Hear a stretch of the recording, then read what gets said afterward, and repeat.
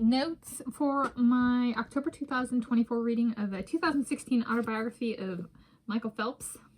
It was Wednesday, 16 October 2024. I started reading this 2 days ago on Monday, 14 October 2024. Finished it today. I read all full 282 pages. Kid you not, it's 282 pages. See? Okay. And it took me 3 days, 70 pages on Monday, 164 pages. Yes. Tuesday, yesterday, and then 48 pages today. And so I'm Tanis Coralee Leonhardi, she, her, hers of Norway, and I'm talking through my book and reading notes for my October 2024 reading of an autobiography on swimmer Michael Phelps, Beneath the Surface, My Story by Michael Phelps with Brian Cazeneuve, or something like that. This is a 2016 Sports Publishing Edition, paperback, ISBN in the video description. And it's a public library copy. Why do I read books about swimmers? People are asked that. They are surprisingly common for American swimmers, so like biographies / autobiographies / memoir. Like Michael Phelps has already published at least 2 about himself as of when I am filming this one, 2016, and I also have previously covered 2009 one. Since they are the norm, like books about swimmers who are currently swimmers, it is good for me to read them and try and figure out why my swimming story is so rare / such a shock. I competed for 12 seasons as a youth, quit, and have not returned to competition for over a decade, despite having some of the basic swimming longevity check marks, and I'm not involved in swimming in any other capacity, either like a commentator or a coach or anything like that. I still think it is because I work in aquatics, not as a swimmer, because I had work in that. Most people like Michael Phelps only do that later in their career if they think it makes themselves look good. Truth, I see myself naked every day. I believe I am capable of excellence, fully clothed too. So a lot of these people really think they're just like gods or goddesses, and so everybody has to look at their body. And I'm like, I like squirrels with fur and humans with clothes. So I'm in STEM, okay? Additionally, and not in like anatomy or stuff, okay? Additionally, I do not need autographs for self-validation. This entire sport is constructed for external validation is necessary because humans do not naturally see through water. This picture is a reminder of that, right? It's all about reliance on other things. Okay, so that's the introduction. Book notes, including construction and design. A picture of a person on the front, a picture of a person on the back. There's 2 pictures. Are they pictures? Are they artificial intelligence? I don't know. It's 282 pages. I don't know if there's supposed to be a longer version. The cover says it includes Rio 2016, but it goes through 2006, the end of 2006. So I'm like, that guy gets an F in counting. Okay. 2006 does not equal 2016. Okay. I'm only including the text. Maybe he means it because there's like a passage at the beginning, but it's not actually part of the book itself. So like the paginated 1, 2, 3, 4 thing. Okay, part of the book. It's medium font, like 1.25 spacing. It was a quick read. It was less than a page a minute. Less than a minute per page, less than 2 minutes per page, something about that. No, it was less than 2 minutes per page. I don't know, it was, okay. And then there's a number and then the title of the chapter for the chapter stuff. And there's tends to be a blank page. Okay, so that's my construction and design. Oh, there's a lot of typos and repeated words or excess phrases. It was like, it wasn't towards the beginning.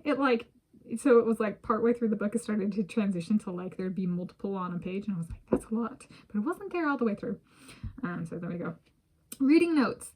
My best guess for the net worth of Michael Phelps at the time of my reading this autobiography is $34 million.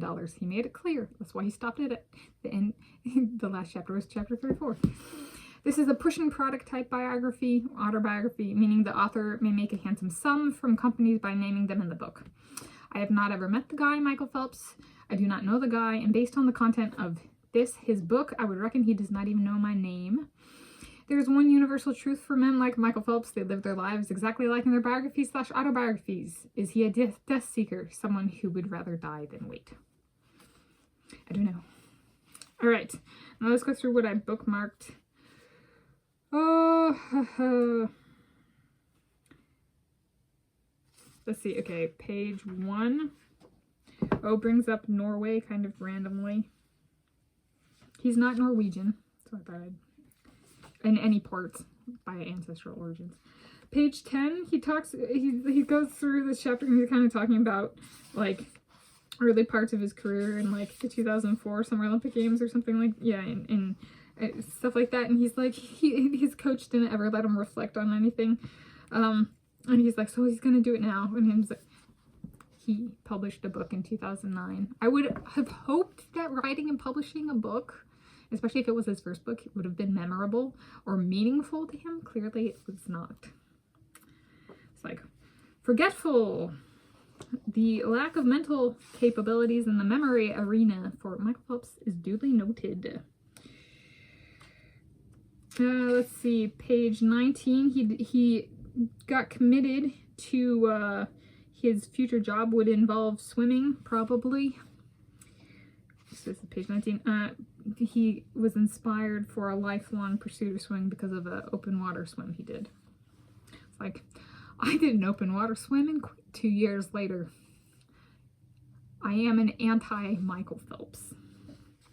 I was born in approximately 1993, and he was born in approximately 1985, so that is approximately, I came after. Okay. Page 44. He has the wake up of not all athletes are great people. Yes, the book is also a wake up to not all athletes, and especially people who win a lot of stuff or are at the top in terms of certain metrics, have good memories. Well, that's something I learned from this book.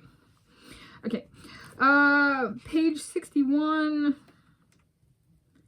His dad is actually rather present in his childhood, despite what the press decided to do.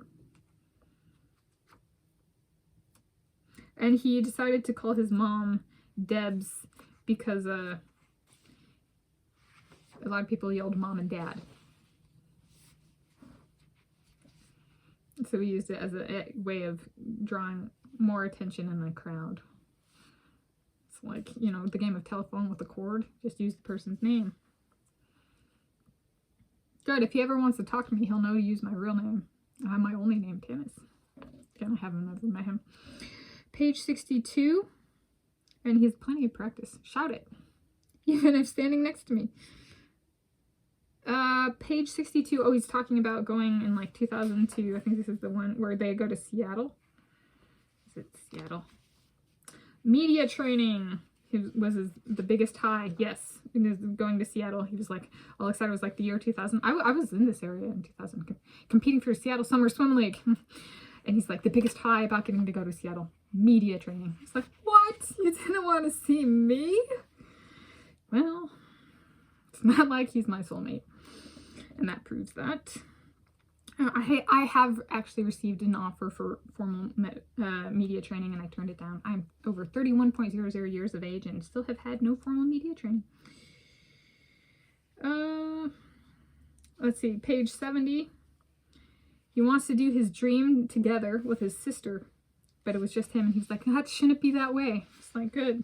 Another way you know if somebody's your soulmate. They wait and pursue the dream at the same time.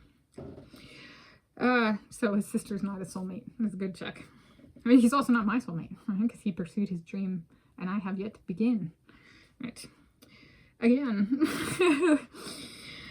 Page 72, he gets asked about, it progresses to eventually confirming that he has lost his virginity to his girlfriend at the time. So at the 2000 Summer Olympic Games, they talk about his girlfriend who was named Erin. I actually remember this because we had on about my age on the swim team, Erin Ellersick.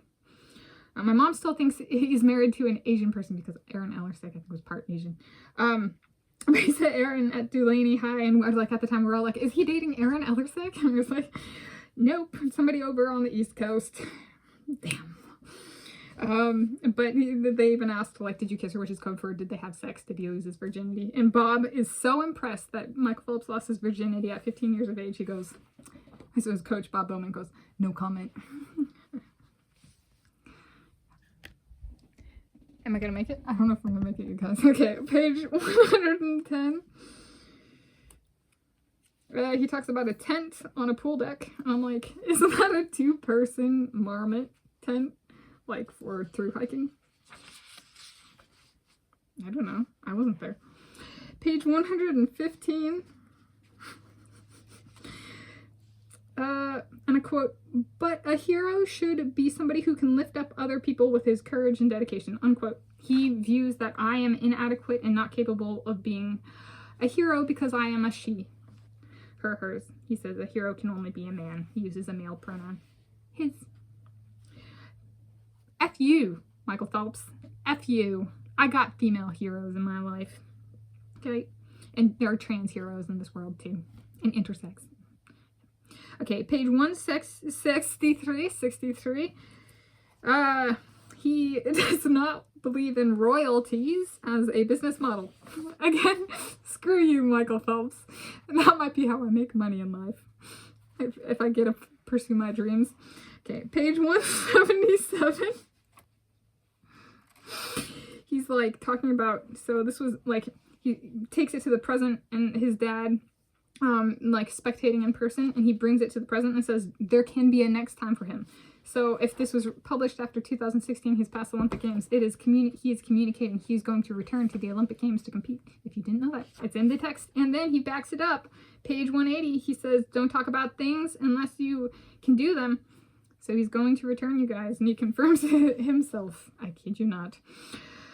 And then, but he's been waiting. So on page 192, he's waiting for anti-American sentiment to build up again, because that really, he got a high off of that back in, was it 2004? Yeah, I was talking about the Mediterranean, or 2003 or something. It's like, am I anti-American enough? I'm anti-Michael Phelps, for real. So that should give him plenty if he ever sees this video. All right, page 241. He wants to, when he retires from swimming, pursue sports marketing or public speaking. He gave up on that dream. He's a commentator. Page 271. They talk about a quote of a man named Talbot. The Americans want to claim they invented Jesus Christ before he came, and the same with Phelps, unquote. The quote. At least they got the pronoun for Jesus Christ right. He. All right. In conclusion, I marked full book number 52 for me. Did I give you a page number on that one? It was 271. Okay. And 241 for the retirement thing. Okay. All right. Marked full book number 52 for me for the 2024 year. And Michael Phelps is not in my kingdom come.